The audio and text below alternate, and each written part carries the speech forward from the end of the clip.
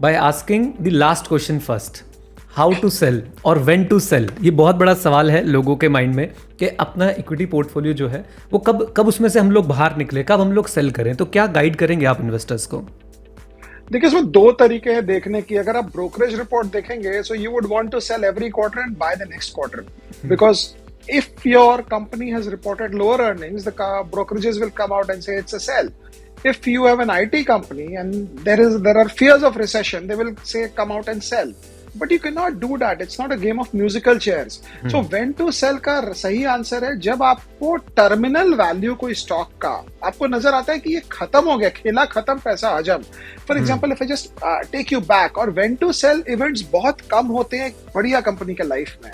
For example, I take you back to an event, Bharti Airtel, 2003 to 2008, huge money, huge profits.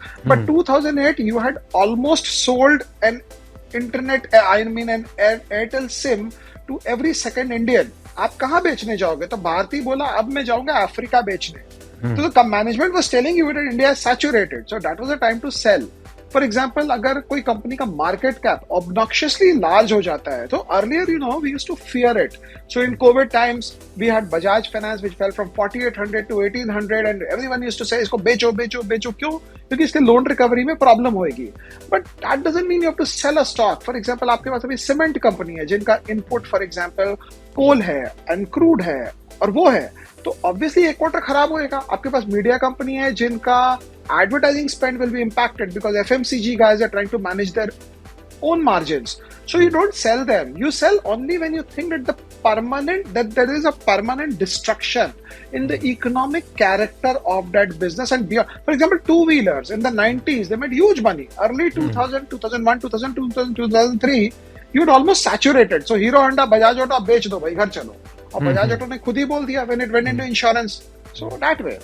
Right एक चीज़ sir इसमें और भी है selling से related कि कई बार इन्वेस्टर्स ये जानना चाहते हैं, मैंने कुछ कमेंट्स भी पढ़े थे कि हम प्रॉफिट बुकिंग कब करें, और मतलब हम अपने गोल बेस पे प्रॉफिट बुकिंग करें या फिर जैसे आपने बताया कि जब आपको सैचुरेशन दिखे तब प्रॉफिट बुकिंग करें। तो प्रॉफिट बुकिंग के बारे में क्या कहना चाहेंगे? आई थिंक ज्यादा डिस्कशन प्रॉफिट बुकिंग के ऊपर था, लॉस बुकिंग के ऊपर कोई डिस्कशन नहीं होता है। और प्रॉफिट अगर आप डबल पे करोगे तो आप कभी 4 टाइम्स नहीं बना पाओगे। आप 5x पे प्रॉफिट बुक करोगे तो 10x नहीं बना पाओगे। तो as an early initial investor, he is so shaky about the market, he is only heard bad stories about the market. उसको लगता है ये पैसे टेबल पे पड़े हैं कैसीनो में, उठा लो जल्दी से, नहीं तो कोई और ले लेगा। That's not the way to do it. If your company is delivering growth, आप प्रॉफिट बुक न करें, स्टॉक 20% 30% गिरेगा, stay on with it. But हाँ, अगर आपका economic character of a business खराब हो गया तो 20% कॉस्ट प्राइस से भी नीचे आए बेच दो। ये मत बोलो कि मेरा भाव आएगा तो मैं बेचूंगा। सो आप जितना जल्दी प्रॉफिट बुक करेंगे उतना आप अपने आप को, you will stop yourself from making multiplied gains on your investment.